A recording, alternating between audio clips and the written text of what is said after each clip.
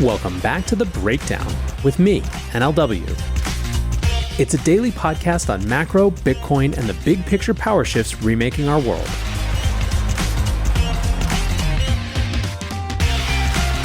What's going on, guys? It is Sunday, May 7th, and that means it's time for Long Read Sunday. Today on Long Read Sunday, we are exploring Bitcoin around the world. We're going to read a little bit about why the Bitcoin Central African Republic experiment failed, an opinion on why Bitcoin could be really good for Argentina, and hear about the latest developments from new policies in Nigeria.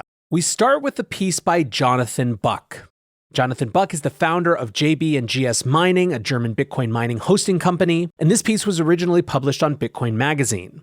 The piece is called The Fall of Bitcoin in the Central African Republic: Why This Legal Tender Experiment Failed.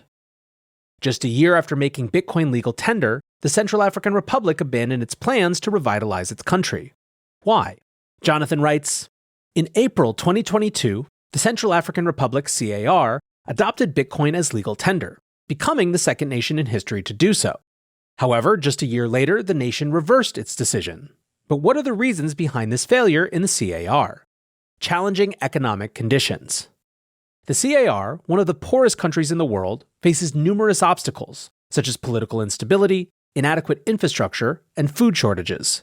In the 2018 Human Development Index, CAR ranks second to last, with around 79% of its 4.7 million residents living in poverty. More than 3 million people in the country are reported to require humanitarian assistance, while more than 85% of the population lacks electricity. One of the significant barriers to the success of the Bitcoin project in the CAR was surely the country's limited internet access.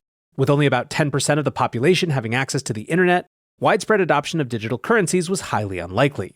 While Bitcoin has been helping to bank the unbanked globally, the digital currency alone cannot solve all of a country's underlying infrastructure problems. And while Bitcoin can be resilient off the grid, the lack of basic amenities such as electricity and internet in CAR likely hindered the spread and usability of Bitcoin there. The introduction of Bitcoin as legal tender in CAR was met with skepticism, partly due to the country's close ties with Russia, raising suspicion about its potential plans to use cryptocurrencies to bypass sanctions. The United Nations also warned that developing countries like the CAR could face high risks and costs associated with cryptocurrencies. And ultimately, the economic benefits of proponents of Bitcoin in the CAR never materialized. Ambitious projects such as building a Bitcoin city failed or never began, further dampening enthusiasm for the digital currency experiment. A larger trend? Despite the disappointment in the CAR, Bitcoin and other cryptocurrencies have been gaining traction in other African countries. For example, countries such as Nigeria and South Africa have seen a significant increase in Bitcoin adoption, with millions of users now buying, selling, and trading digital assets. In these countries, the growth of the cryptocurrency industry has been driven by factors such as the high inflation rate of local fiat currencies, an increasing number of young, tech-savvy individuals, and a growing number of businesses accepting Bitcoin as a payment method. In the end, the failure of Bitcoin as legal tender in the CAR can be attributed to the nation's challenging economic conditions, skepticism around its motives, limited access to technology, and unfulfilled peripheral promises. But despite this failure, other African countries represent some of the world's most promising growing epicenters of Bitcoin adoption. If anything, this failure in the CAR highlights the importance of developed environments and good faith intentions for the successful adoption of Bitcoin, at least for the first handful of countries that hope to be successful. Now, there is one very important detail that this article missed. Alex Gladstein from the Human Rights Foundation tweeted an article about the CAR dropping crypto as legal tender and wrote, "Those who try to leave the CFA system find out it's not so easy." What he's referring to is the fact that the Central African Republic is part of a currency region that is still effectively owned and controlled by France. The CFA franc is the franc of the Financial Community of Africa. There are actually two currencies, the West African CFA franc, which is used in 8 countries, and the Central African CFA franc, which is used in 6 Central African countries. Although separate, they're basically interchangeable and are part of the same larger system. Both CFA francs have a fixed exchange rate to the euro. Now, this is part of a colonial regime, even though the colony nominally no longer exists. The CFA franc was created in 1945 and was a part of an attempt to create currencies in French colonies to spare them strong devaluation after the Bretton Woods Agreement. After the end of colonialism, the CFA name was switched to stand for the African Financial Community. There has been rampant criticism of the CFA system. The currency is still controlled by the French treasury, and because of that, African countries effectively channel more money to France than they get in aid and don't even really control their own monetary policy. In January 2019, Italian ministers even accused France of impoverishing Africa through this currency. It makes sense then why a country in that regime would try to get off it and be a part of some non-sovereign system like Bitcoin. But it also likely means that there was intense pressure behind the scenes so as not to start a stampede away from the old system. Next up, a piece by Carlos Cardenas. He's an institutional account manager who has worked at legacy banks and crypto exchanges and writes, "Reviving Argentina's economy, dollarization and Bitcoin as catalysts for change." Many experts have suggested dollarization as a way to save Argentina's flailing economy, but it needs Bitcoin too. This again was published by Bitcoin Magazine first on May 3rd. Carlos writes, Argentina is on the verge of financial collapse as record inflation and Argentine peso devaluation hits the market. According to research from Steve Hanke, a professor of applied economics at Johns Hopkins University, the peso has depreciated 47% against the US dollar, and inflation is running higher than 118% per year. His solution? Dollarize the Argentine economy. While dollarization is already in play in Argentina to some extent, and save in dollars and accept dollars in their businesses, the peso is still the de facto currency of the country. The blue dollar rate, an informal measure of the cost of buying and selling a physical dollar bill in Argentina, has risen 23 times since 2018. At the time of this writing, it sits at 465 Argentinian pesos to 1 USD. Factors such as the rising cost of living, bad economic practices, and the COVID-19 pandemic have led to this outcome for Argentina. Pundits, politicians, and local citizens are advocating for full-fledged dollarization as the solution. But is this the best method, or can we find something better? Given the inherent problems with the USD, perhaps a hybrid approach that implements the superior qualities of Bitcoin could serve Argentina better. To analyze this, let's take a look at Ecuador, which was one of the first Latin American countries to leave its national currency, the sucre, and adopt US dollars in 1999.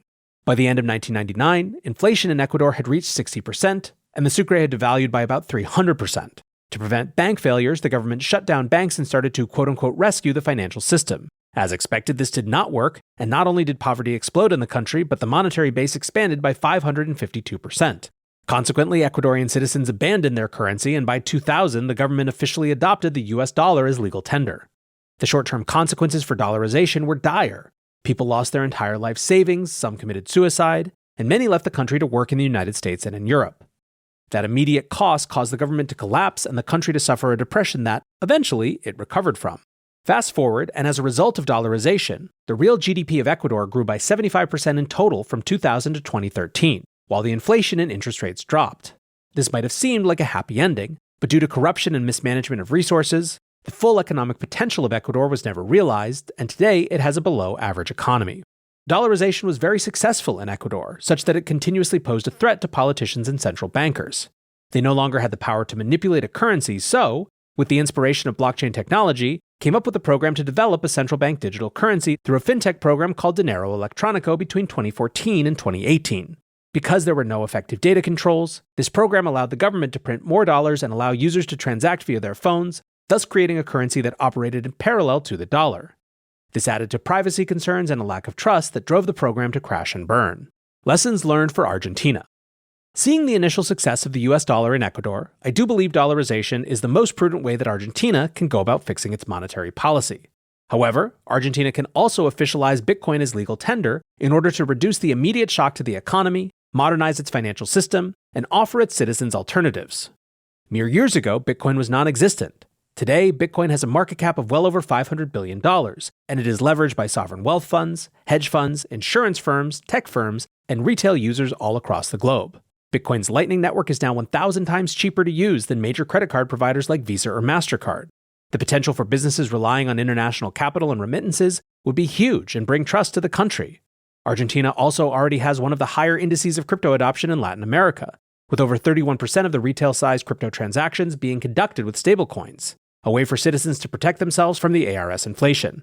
In addition, over 60% of Argentinians believe that Bitcoin has capabilities as a store of value with the power to outperform the peso. Argentina's Comisión Nacional de Valores, its National Securities Commission, authorized the launch of a Bitcoin futures contract that settles in ARS. In addition, Bitcoin is up 105% year-to-date, as quoted in Argentine pesos, reflecting the conviction that both citizens and the government have in the orange coin. There are many challenges that could slow down Bitcoin adoption in Argentina, such as the lack of infrastructure or regulatory clarity. Nonetheless, with a population that is already highly educated in crypto assets and in need of a lifeboat, Bitcoin hybrid dollarization might provide a better experience than Ecuador's. In addition, incorporation of Bitcoin adoption would deliver a better social contract between the government and its citizens. Now, there are a couple interesting points here brought up in this article by Carlos.